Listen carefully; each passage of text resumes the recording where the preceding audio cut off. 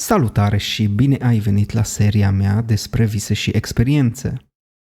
Visele tale sunt exact ca parabolele biblice, pentru că folosesc același limbaj simbolic universal. Întreaga poveste este despre imaginația ta și despre realizarea faptului că imaginația creează realitatea. Astfel, sinele tău, propria ta imaginație, seară de seară își dezvăluie natura prin imagini, pe care foarte multe persoane le ignoră sau le tratează ca fiind lipsite de sens. În Iov, capitolul 33, de la versetul 15, citim: Dumnezeu vorbește însă când într-un fel, când într-altul, dar omul nu ia seamă. El vorbește prin vise, prin vedenii de noapte, când oamenii sunt scufundați într-un somn adânc, când dorm în patul lor. Atunci el le dă înștiințări și le întipărește învățăturile lui. Acest pasaj arată clar că visele sunt un limbaj prin care Dumnezeu, adică nivelul profund al ființei noastre, inconștientul, comunică direct cu noi. În Matei, capitolul 19, la versetul 26, ni se spune: Lucrul acesta este imposibil pentru oameni, dar pentru Dumnezeu toate lucrurile sunt posibile.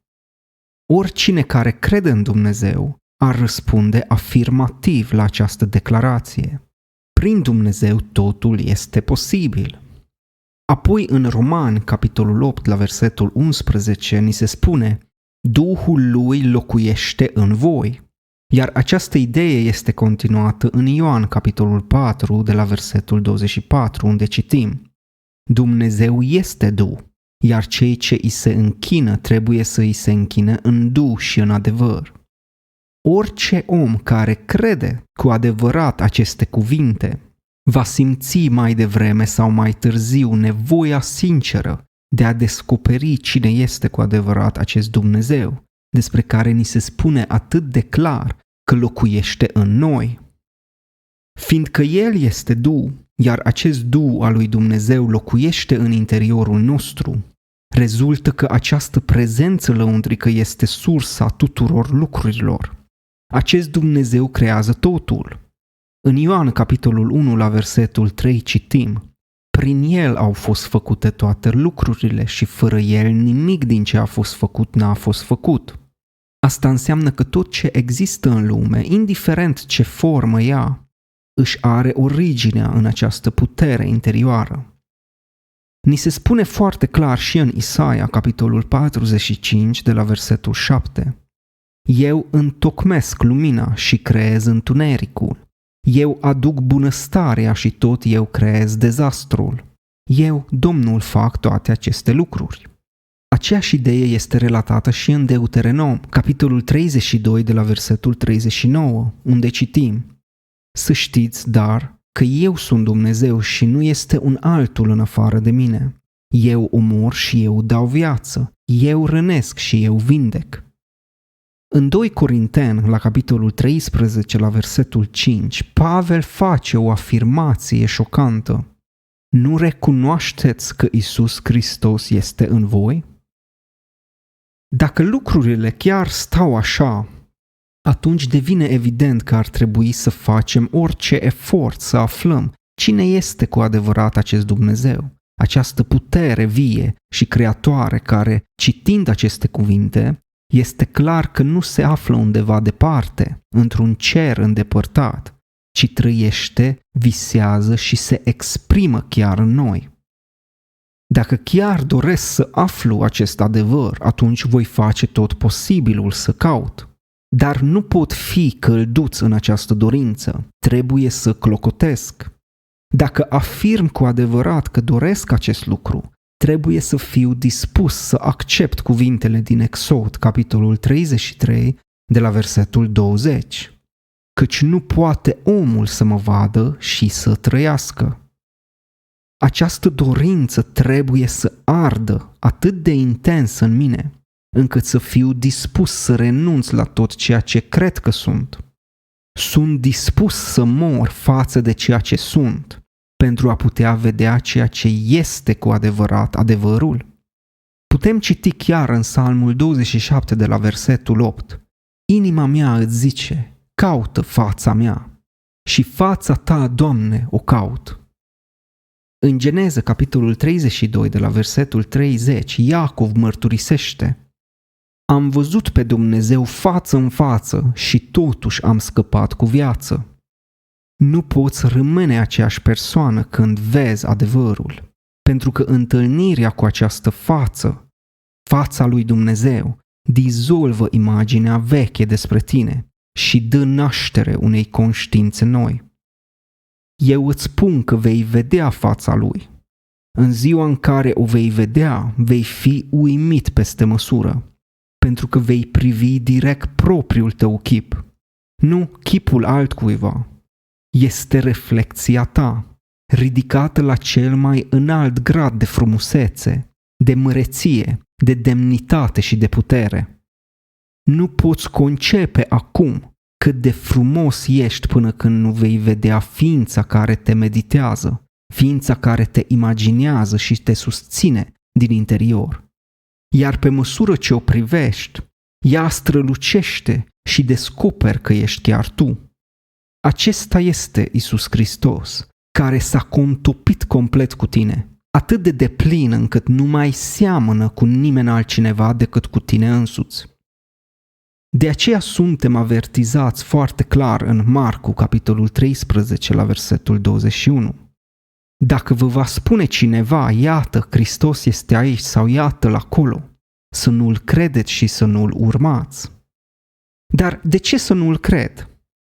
Pentru că adevărul este spus clar în 1 Ioan, capitolul 3, la versetul 2. Când se va arăta el, vom fi asemenea lui.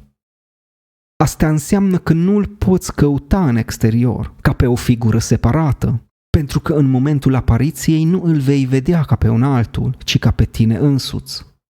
A-l vedea pe Hristos înseamnă a te vedea pe tine așa cum ești în realitatea ta deplină, atunci când imaginația inconștientă, Tatăl din tine, se revelează pe deplin în chipul Fiului. Am mai primit încă o viziune de la un ascultător și citez: simțeam că eram în același timp toate cele 3 personaje din vis, un bărbat, o femeie și un observator. Acțiunea se desfășura într-o cameră complet goală. Bărbatul se plimba de colo-colo, explicându-i femeii că ceea ce se întâmplă este realitatea. Femeia mai sceptică era ușor îngrijorată și repeta mereu că nu, totul este doar o iluzie. Observatorul stătea liniștit aproape de tavan și privea scena care se derula fără să intervină. La un moment dat, bărbatul a spus hotărât: îți demonstrez că aceasta este realitatea. Femeia s-a uitat la el curioasă și a rămas complet nemișcată. Eu, ca bărbat, am întins mâna cu degetul arătător îndreptat spre observator și l-am atins. În același timp, eu, ca observator, am văzut cum bărbatul își îndreaptă degetul spre mine, iar în clipa în care m-a atins, m-am trezit brusc, ca într-o smucitură. În primul moment m-am speriat, apoi mi-am spus, uimit și aproape indignat: cum a îndrăznit eu, ca bărbat, să ating eu, ca observator? După aceea, situația mi s-a părut atât de paradoxală și de ironică încât m-am amuzat de ea toată ziua. Acesta este viziunea ei și este cu adevărat o viziune minunată. În limbaj simbolic, femeia reprezintă partea noastră fizică, omul fizic, mintea rațională, iar acesta este căsătoria adevărată, unirea dintre inconștient și conștient. În Scriptură ni se spune clar că soțul este Domnul și că el se unește cu soția, alcătuind un singur trup. Dacă bărbatul, adică soțul, este Domnul, atunci cine sunt eu? Eu sunt soția, eu sunt femeia. Eu joc toate rolurile în această dramă, chiar dacă apare un bărbat și o femeie, pentru că în interior eu le joc pe toate. Există în mine un observator care, la începutul poveștii, este un mister, pentru că aproape nimeni nu se întreabă cu adevărat cine este acest observator Și ce este acest observator din mine? Cum este posibil să observăm prin acest observator atât simțurile noastre fizice, cât și lumea noastră lăuntrică? Pare că acest observator este omniprezent. De asemenea, eu nu consider acest observator separat de mine, îl identific în continuare ca fiind eu. Dacă în lumea fizică sunt atins, nu voi spune că trupul meu a fost atins, ci voi spune că eu sunt atins.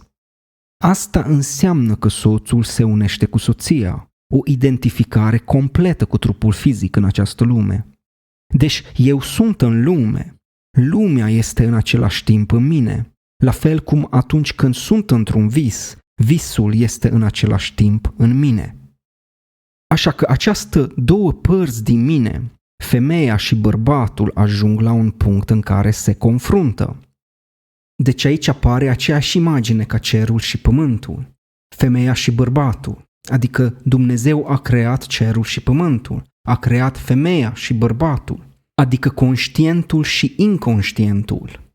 Dar cine este acest Dumnezeu? Este observatorul, este realitatea însăși. A creat partea ta psihologică, bărbatul, iar a creat și femeia, partea fizică. Iar acum observă creația discutând între el, despre observator. Cine ne observă în acest moment pe noi?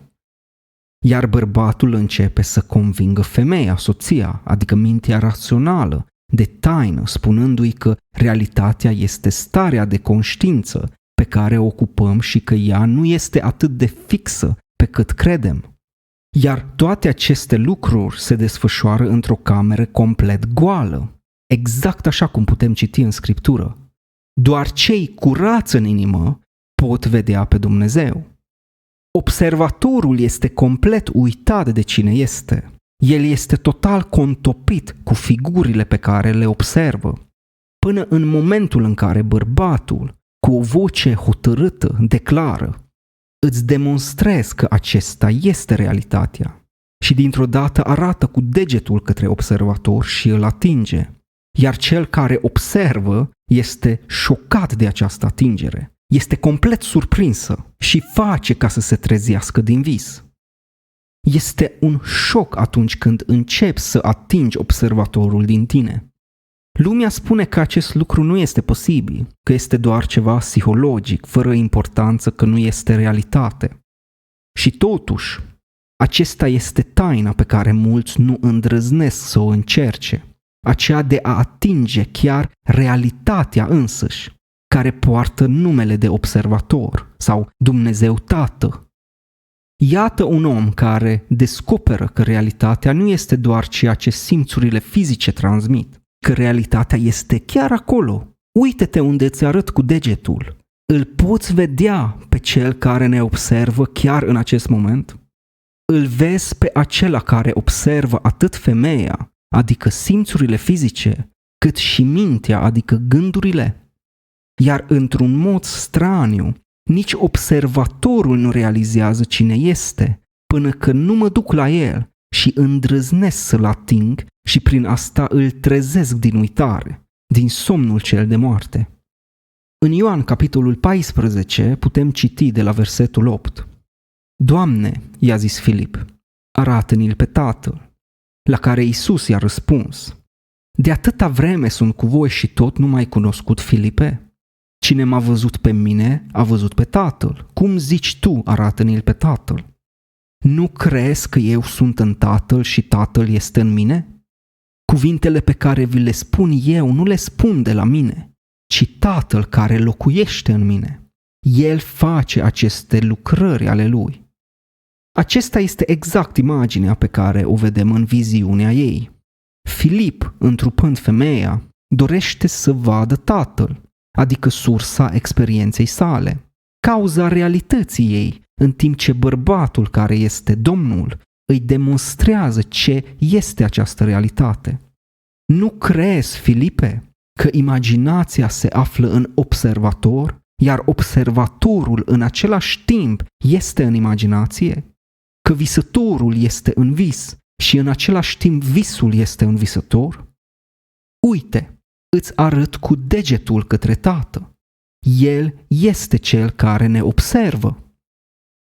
În Luca, capitolul 8, de la versetul 46, Hristos spune: S-a atins cineva de mine, căci am simțit că a ieșit din mine o putere. Cuvântul atins aici înseamnă a aprinde și este un eufemism pentru a se uni cu o femeie, deoarece atingerea este un act creativ. Aici se povestește despre o femeie care a atins haina lui Hristos și a fost vindecată. Dar vindecată de ce? De tirania simțurilor fizice. Când atingi pe Hristos, ești eliberat din sclavia simțurilor fizice. Atunci realizezi pentru prima oară că Hristos nu este un bărbat istoric extern, ci Hristos este puterea creatoare a lui Dumnezeu. Această putere se exprimă prin om într-un mod psihologic, nu fizic, pentru că Dumnezeu, Tatăl, este Duh și prin urmare El este Duh. Nu poți separa Hristos de Dumnezeu, căci Dumnezeu și puterea Lui creatoare sunt una, dar este nevoie de un om pentru a exprima această putere. Știu că la suprafață acesta șochează pe mulți, însă de la început până la sfârșit Biblia vorbește doar despre puterea creatoare a lui Dumnezeu. Aceeași putere creatoare o poți folosi și tu aici, în lumea lui Cezar, în lumea fizică, pentru că este propria ta imaginație minunată. Dacă vei crea în gând o scenă care sugerează împlinirea dorinței tale și rămâi fidel acelei viziuni, așa cum Pavel a fost fidel viziunii cerești, dorința ta se va împlini. Simbolic, cerul este lumea lăuntrică. Astfel, a rămâne fidel viziunilor cerești înseamnă a rămâne fidel lumii tale lăuntrice. Deci simțurile tale fizice arată contrariul. Tu îndrăznești să atingi observatorul printr-un act creativ, pentru că aceasta este atingerea adevărată, un act creativ.